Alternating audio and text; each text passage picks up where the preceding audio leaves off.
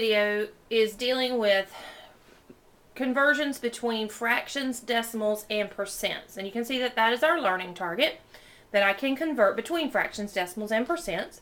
The essential question, what is an easy way to convert decimals to fractions? We have two math practice standards for this video, and those are math practice standards 2 and 4.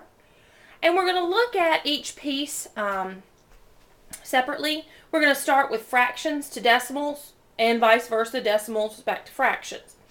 The first fraction that you can see that we have is 3/4, and that I have said is equivalent to 75 hundredths. You can see off to the side that the way mathematically I did that was by dividing 3 by 4. Now I cannot divide 4 into 3, so I had to add a decimal and a 0. I had to then divide 4 into 37 times, so you get 28. Subtract, I had 2, and bring down, add another 0, bring it down, because we want to keep going until we either get to a point where things repeat or whether they just stop. And you can see that has stopped. We're going to go into the next slide, and we are going to actually be looking at the reverse.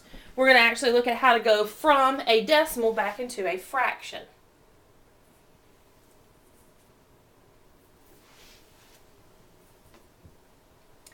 And if you look at the fraction that we have 43 hundredths, and we want to know what that is equal to as a fraction. So here are my steps that I want to follow. Read the decimal, and I've written out how it would be read, 43 hundredths. The second thing says place value becomes the denominator. Well, here is our word that indicates our place value, hundredths. That represents 100. So 100 would be our denominator.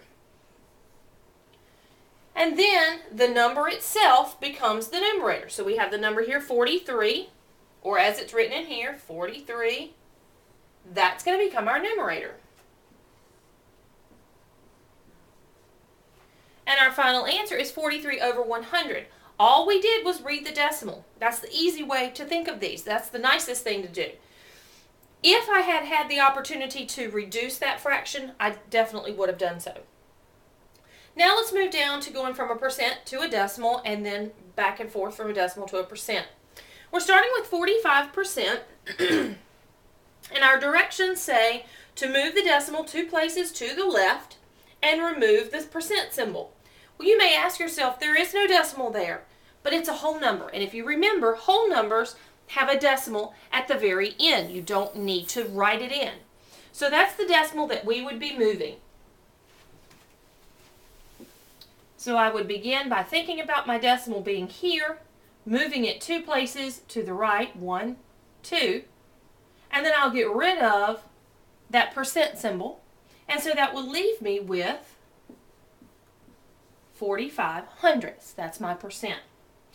Now in the next problem, I'm going to go from a decimal into a percent. So here, whereas before I moved our decimal 2 places to the left, this time I'm going to move my decimal 2 places to the right. And instead of taking away a percent symbol, I'm actually going to add in a percent symbol. This is 723 thousandths. Now the key thing here, I'm only moving it 2 places. Does not matter whether or not this decimal ends up at the very end. It does not have to be a whole number percent. This would end up being 72 3/10%.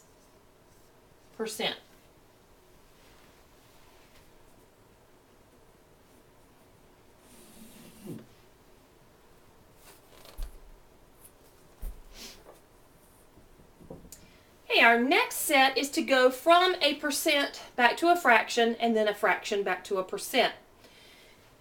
A percent like I have here, 75%, you need to think in terms of percent being out of 100.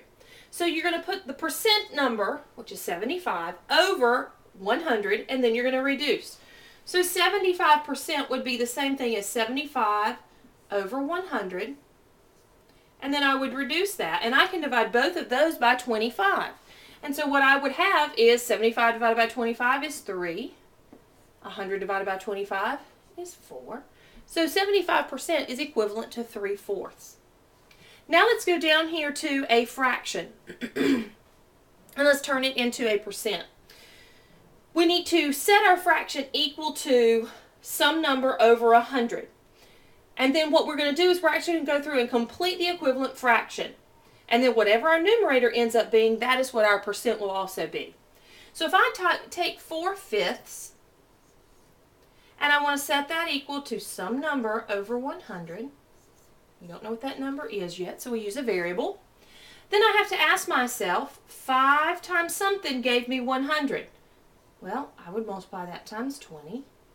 And then I would do the same thing to the numerator, times 20. And 4 times 20 equals 80. That's the number that would go right here. So that means that 4/5 is the same as 80%. Now if you look down here at the bottom, this little asterisk tells me that if I'm unable to create an equivalent fraction, I was not able to multiply evenly and get 100, then what I have to do is I actually have to change my fraction into a decimal, just like we did on a previous slide, and then change that decimal to a percent. So it'd actually be incorporating 2 different skills to get that one fraction into a percent.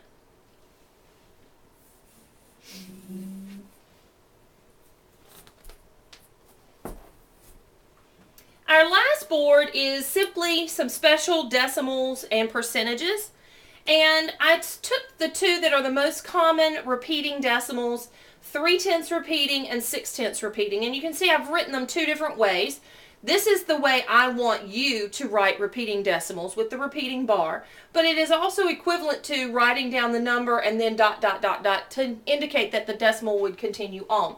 Same thing is true with the 6/10 repeating. If you have a decimal such as this and you're asked to turn it into a percentage, you're still going to move your decimal 2 places to the right and then place a repeating bar. This is different. Over the decimal part that is repeating, and then put in your percent symbol.